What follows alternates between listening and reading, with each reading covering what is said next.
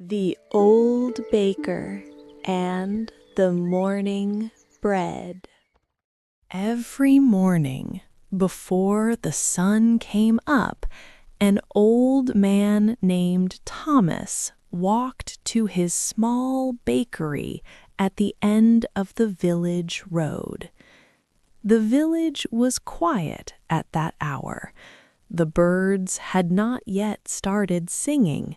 The streets were empty. Only Thomas was awake, carrying his lantern through the cool morning air.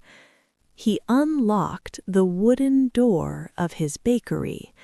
The smell of old flour and warm wood greeted him every day.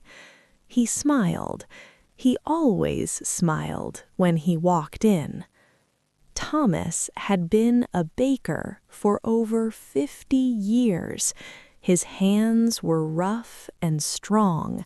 His fingers knew exactly how much flour to use, how much water, how much salt. He never used a measuring cup. Everything was in his hands. Everything was in his memory.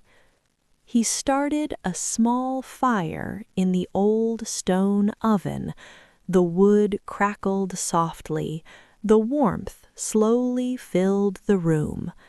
Thomas put on his apron, a white apron, old and patched in 2 places, and he began to work.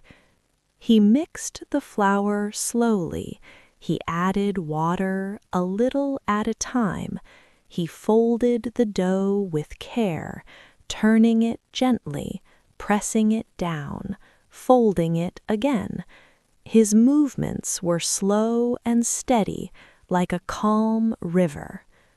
Outside, the sky was beginning to change. The deep black of night was slowly becoming dark blue. Then the dark blue became soft purple. Then, slowly, orange and pink began to appear at the edges of the sky. Thomas shaped the dough into round loaves. He placed them carefully on the wooden tray and slid them into the warm oven. Then he sat down on his old wooden stool and poured himself a small cup of tea. He looked out of the small window. The village was still quiet. A cat walked slowly across the road and disappeared into a garden. A leaf fell from the big tree near the fountain. Everything was peaceful. When the bread was ready, the smell traveled out of the bakery, down the street, and into the windows of the sleeping village. People began to wake up, not because of an alarm clock, because of the bread. A young girl named Mia was always the first to arrive. She was 8 years old, and she loved the small round rolls that Thomas made especially for children. She would press her nose against the glass window before he even opened the door. Thomas always laughed when he saw her. He would open the door and hand her the first roll, still warm, wrapped in a small piece of cloth. "Good morning, Mia," he would say. "Good morning, Mr. Thomas," she would say, already taking her first bite. One by one, the people of the village came. The farmer who needed a large loaf for the day, the teacher who always bought 2, the young mother pushing her baby in a small wooden cart. Thomas knew every person.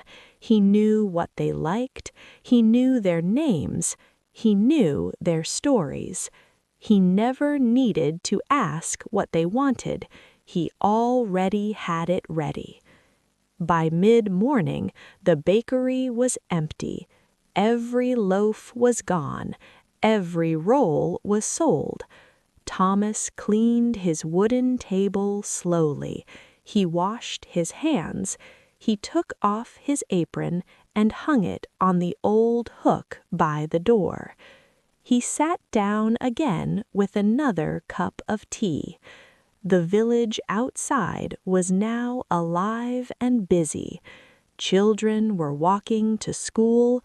Birds were singing in the trees.